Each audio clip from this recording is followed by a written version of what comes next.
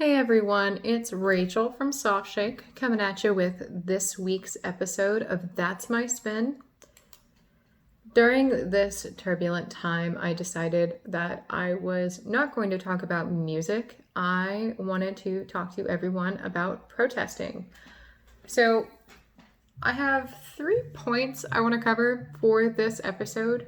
The first being protest safety, then protest behavior, and other methods of helping the cause.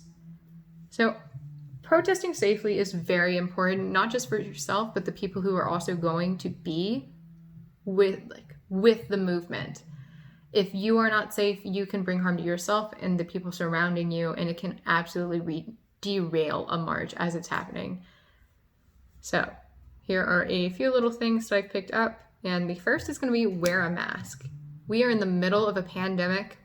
So protests are very close together. You are going to be surrounded by people. So you want to wear a mask to prevent yourself from getting sick. And if you are a carrier and don't know it, it's going to help other people not get sick around you. It's also going to allow you to stay anonymous. This has been a problem with the police, with people's workplaces, with getting targeted. And having that mask just gives you that anonymous aspect that is going to allow you to stay safe in the sense of your identity is secret. The next is going to be stay hydrated. Bring water with you, especially during this time period. It is very hot outside and these protests are long. You are going to be walking quite a distance. Staying hydrated is going to be key to staying out in the sun and marching with the cause. Bring a water and also a snack. That way, if you're there for an extended period of time, you are still giving yourself energy to keep going. And another big thing that I've learned is there's safety in numbers. Try to go with a group if possible. It ensures that someone is watching your back all the time and you are ensuring that someone else is being watched as well. It will help you keep track of what's going on and make sure that everyone gets home safely, hopefully. Those are just some small things you can do to stay safe at a protest. Moving on to protest behavior, as a white person myself, I have definitely learned that we are not there to be the sword, we are there to be the shield.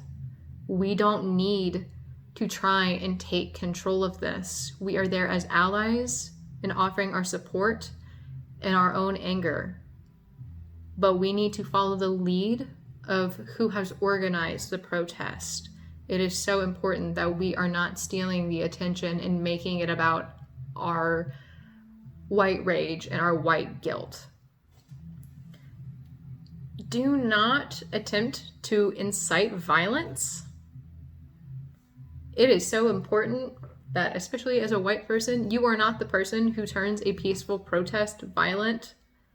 90% of the time that is caused by the cops themselves getting involved, but do not be the person who just absolutely abolishes this peaceful protest and causes people to get hurt.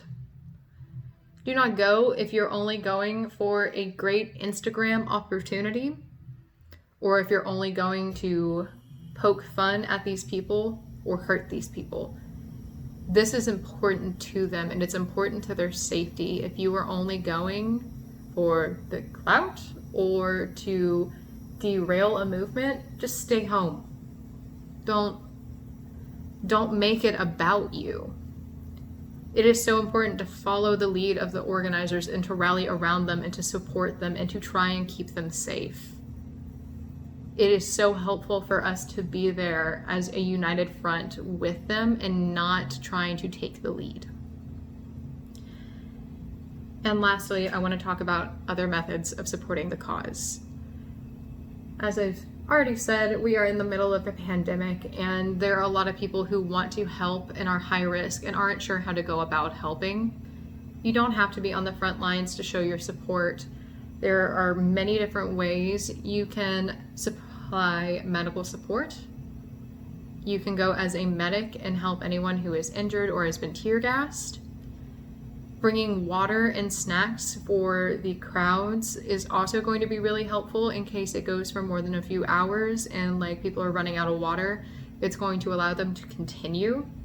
The spread of information keeps protesters safe, and it also allows other people to join the protest. And donating to bail funds and supply funds is crucial to making sure people are able to continue coming.